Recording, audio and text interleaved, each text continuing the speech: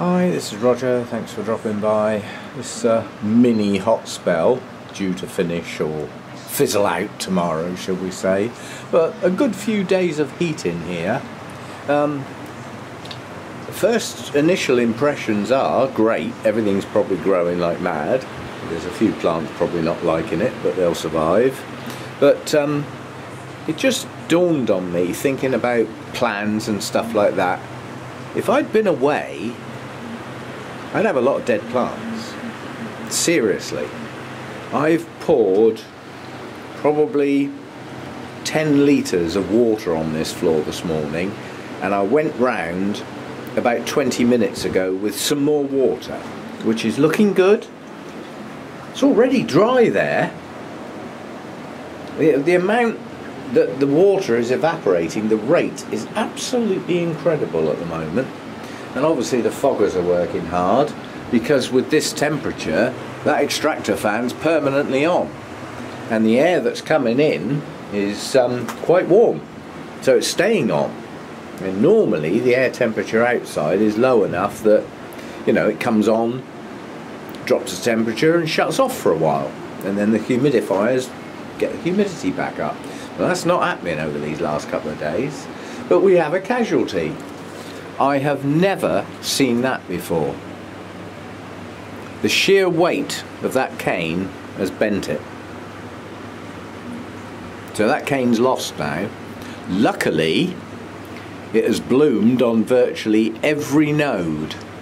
And the other thing I've just noticed is that these canes look a little desiccated.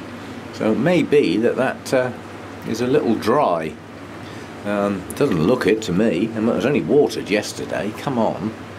But you know, it could be that in these temperatures, this particular one with all those blooms and all those leaves is actually using up the water so fast, but this cane's just bent. So there's no recovery from that. That'll have to come off at the base now. There's no point in leaving that stumpy bit. But yeah, I mean, that's partly the weight of the blooms, possibly a little bit of lack of hydration, but I have never seen that on a node leaf before. I've never seen a cane keel over with the weight of the blooms before. But like I say, luckily it's bloomed on virtually every node, so it wouldn't have bloomed again. So it's not a huge loss, although I've just lost a lovely display of blooms. So yeah, casualty. Could have been worse. It could have broken this cattleya off on its way down.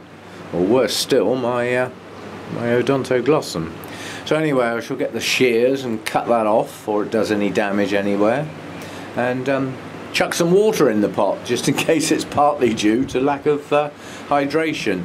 But that's the problem you get, is that despite having water at the roots, when the temperature climbs, if you can keep the humidity high, this won't happen. But if your humidity starts to drop down with higher temperatures, your plants are losing moisture faster through the leaves than can be replaced at the roots, and they will dehydrate. Yeah, so there's a little warning shot there. And this sort of weather in the UK is so unusual as to be almost disregarded, but I'm really glad I'm here to deal with it. You know, I've filled these foggers up this morning. They've used up a third of the water already, you know, and we're only just past 2 o'clock in the afternoon, and the sun is on that long side, so that's the place where the most heat comes in. If this was a prolonged spell that was going to go on for a long time, I would now put a second layer of shade netting on that long side, just to help stop that heat. I don't mind the light, it's the heat. Yeah, and it's just trying to, plants losing moisture through the leaves because the transpiration rate speeds up with the temperature. Anything without a very good root system is really going to suffer when this happens. Those with good roots may even struggle, you know. So plenty of moisture at the roots when it's warm, and try and keep the air humidity as high as you can. I mean, I'm struggling here. It's 55% at nearly 30 degrees. It's not enough moisture in the air, despite chucking gallons of the flipping stuff on the floor. Still, we do what we can. Tomorrow the temperatures start to drop, and by Sunday they will have dropped down considerably. It doesn't mean to say the sun disappears, but the difference in here is just what comes in through that inlet fan. And as long as the temperature that's coming in down there is cooler, it does the job. But at the moment the outside temperature is probably 25, 26 degrees. There's not a breath of wind out there. And as such, I'm sucking in warm air with relatively low humidity to try and replace warm air with lots of humidity. You know, I did last year when we had the heat wave, I tried actually shutting down the inlet and the extractor fan just to see how hot it would get in here. When it got up to about 35 degrees, I still had 70% humidity, but at 35 degrees, you're seriously stressing plants. Quite honestly, anything above 28, you're pushing your luck, and I'm heading up towards 30 today. Hopefully, as the afternoon progresses, sun gets lower in the sky, we should, everything should catch up again. But yeah, I gotta chop that off and chuck some more water on the floor. As I said, if I wasn't here over the last couple of days, I'd have dead plants by the time I came back. So if ever I do go away for more than a day or two, I have to look for some not very good weather to go away so that these can be left on their own.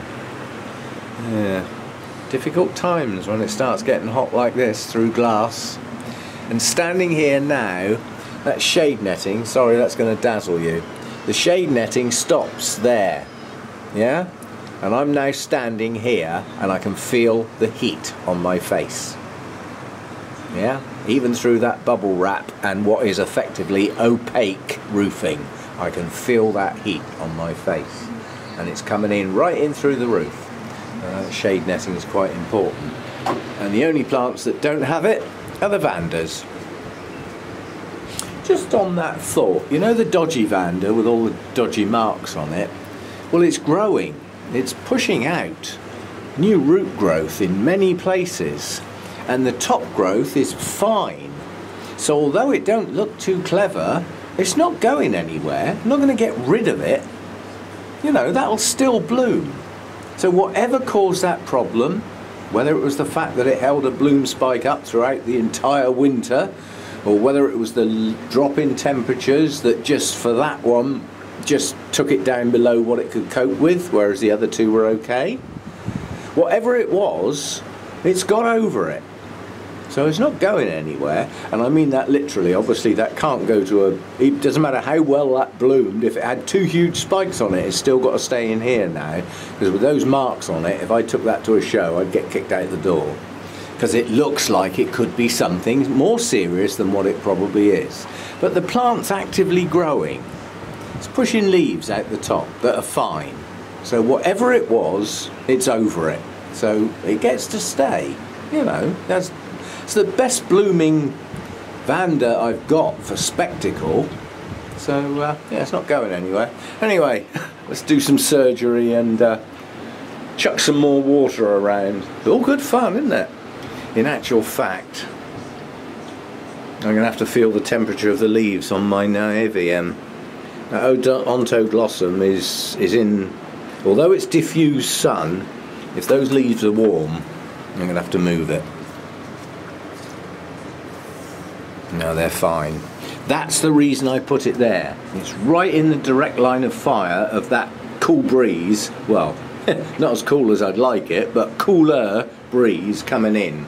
So it's in a constant airflow of cooler air than I've got in here at the moment. The leaves don't feel warm. No, I'm happy with that. I can stay there. Ugh. I have a feel of some other things. Yeah, that's the easy way to tell if you're overcooking your plants. When you feel the leaves, they'll feel warm to the touch. And they're fine. I mean, effectively, that's up on, I'd call that gale force. It's not up to storm force yet, because I've still got button 3 to press. This one's actually on button 3 already, but this produces a more even flow of air. And as you can see, everything's on the move. Everywhere you look, there's leaves moving. Keeps them cool. Helps keep them cooler. won't say it keeps them cool, but yeah, we may have to go up to storm force on the top one if it gets much warmer in here. Anyway, with this door wide open while I'm filming, I'm losing even more humidity. Although, I might be cooling it down a little bit because the air temperature in the house is a lot cooler than out here. Anyway, jobs to do and everything. I just thought I'd show you that. That's never happened to me before. Luckily, it's not the end of the world. And all my mounts today have been sprayed. They actually got their bases heavily sprayed. That's after being watered. Yeah, so it's just literally that warm in here today. All good fun. As I say, I'm glad I'm here dealing with it than somewhere else worrying about it, because that's, if I was somewhere else now, I'd be worried to death, to the point where unless it was absolutely crucial that I stayed there, I'd probably just turn around and come home again. I would be worrying so much, literally, that the foggers had run out, that the floor was dry, that the temperature was getting up over 30 degrees. It would just, whatever I was doing, it would spoil my day. So I'm glad I'm here, and I can deal with it. All good fun. See you next time.